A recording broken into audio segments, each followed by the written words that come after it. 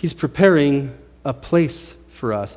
In John 14:2, it says, "In my Father's house are many mansions. If it were not so, I would have told you. I go to prepare a place for you." So that word mansions is actually a Greek word called monē, right? And it's funny because throughout that whole chapter, it's used several times, and it never says mansions again, or it never says rooms again. They're like, I think the NIV says rooms. It never says rooms again. It says dwelling, or my abode, or abiding, or dwelling within you. And it actually means the dwelling place, a room, a lodging, or a mansion.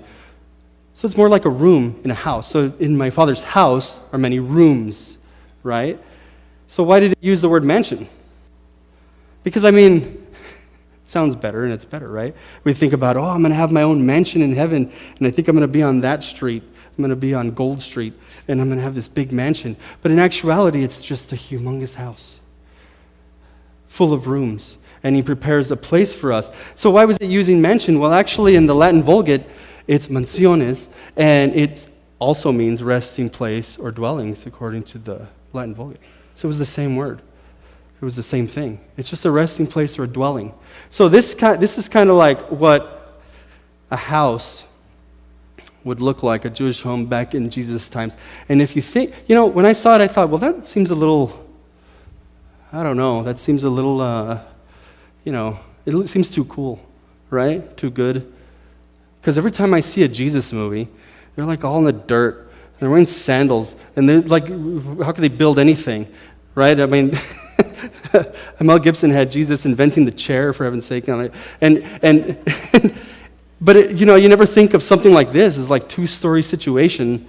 You never think of anything like this. But then I remember that, and a lot of people don't fully realize it, and I almost don't always fully realize it, but when we watch movies of the old Greek times, right, they're like all these they're Greek, and they're these soldiers, and all the Greek gods, and all the beautiful Colosseums, and all these things. All that was before Jesus' time.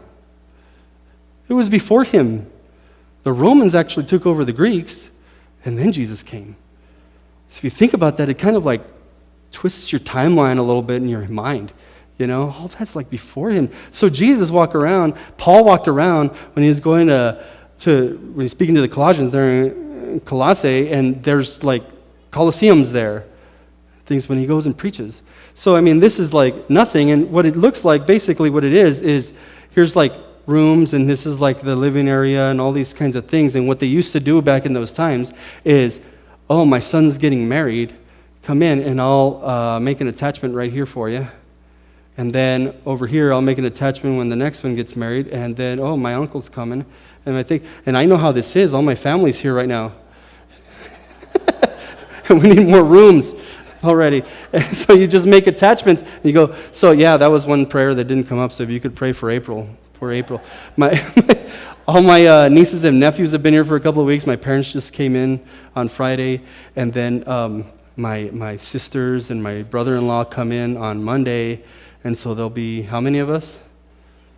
7, 8, 9, 10, 11, 12, 13, 14, 15, 16, 17 of us in that house across. So, like, if you want to bring food, that's good. And so, so there's,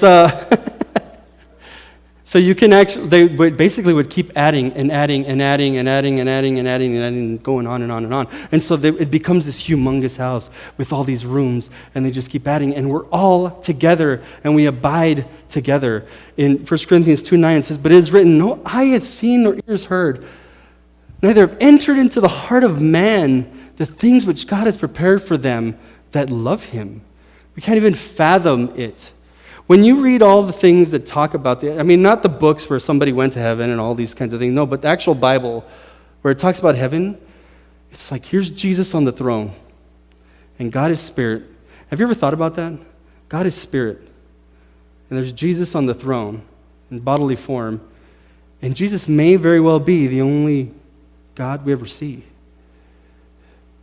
in bodily form there, sitting on the throne.